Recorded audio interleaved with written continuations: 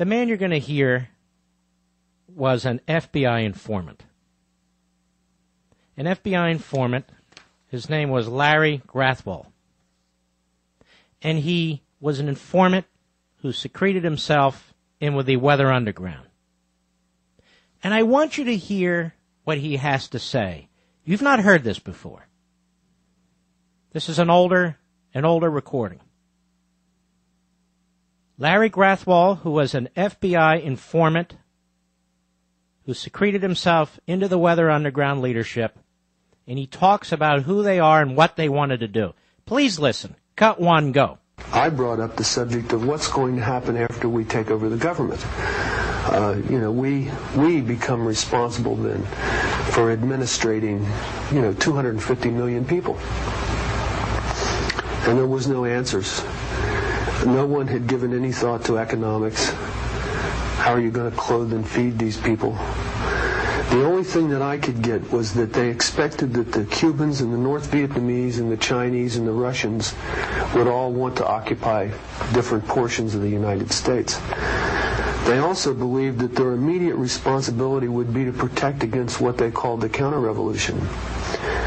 And they felt that this counter-revolution could best be guarded against by creating and establishing re-education centers in the Southwest,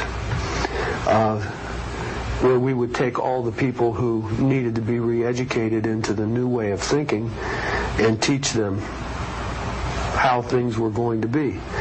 I ask, well, what is going to happen to those people that we can't re-educate, that are die-hard capitalists? And the reply was that they'd have to be eliminated. And when I pursued this further, they estimated that they would have to eliminate 25 million people in these re-education centers. And when I say eliminate, I mean kill. 25 million people. Is Sean Hannity suddenly going to get on the airways and say, I was wrong about this Obama guy. He's my man.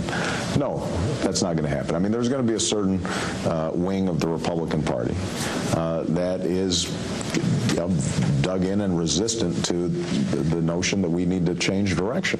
I want you to imagine sitting in a room with 25 people, most of which have graduate degrees from Columbia and other well-known educational centers, and hear them figuring out the logistics for the elimination of 25 million people. And they were dead serious. The Weather Underground. By the way, a member of the Weather Underground who was involved in the murder of those police officers and that security guard, she received a pardon by Bill Clinton. Nobody knows why, and Clinton has never explained it. Now, some of you Obama drones out there, you're saying to yourselves, what does Obama have to do with this? You know what? Let me tackle it this way. If Obama has as his friends people whose backgrounds he doesn't know, even though they're infamous, if he has as his friends people who use poisonous rhetoric, and in some cases have blood on their hands and he doesn't know it, if he has in his background such pathetically poor judgment, well, how do we expect him to appoint thousands and thousands of people to the federal bureaucracy and to major cabinet positions if he's incapable of picking his friends properly?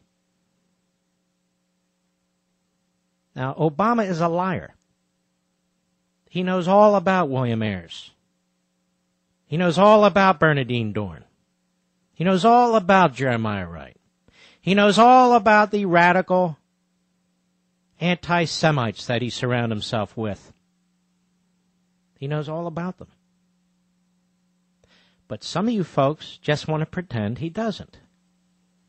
And just because the media in this country have let down the country in a way that they have never let it down before, just because the media in this country have chosen sides in this race, and they don't care who Obama is, they don't care what he's done in his past, they don't care that he's covering up all kinds of records and information about his past, doesn't mean you have to accept it. And you shouldn't. The Weather Underground was a domestic terrorist organization which sought to overthrow our government. And the idea that we have the potential for putting somebody in the White House who more than palled around with William Ayers, who worked with him, who strategized with him on funding programs, who helped launch his political career, is just beyond my belief system. I honestly don't believe, we'll see on Election Day, I honestly don't believe there are enough Americans in this country to send such a candidate into the Oval Office. I hope I'm right. I could be wrong. And Colin Powell, you're a disgrace. Dismissive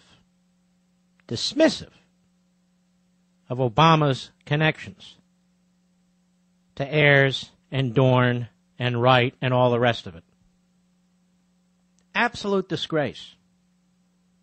And to wait this long to make your endorsement as you plot for months in order to ingratiate yourself with the lib media and the rest of Washington is just a disgrace. So I wanted you to hear that because I think it's stunning. Absolutely stunning.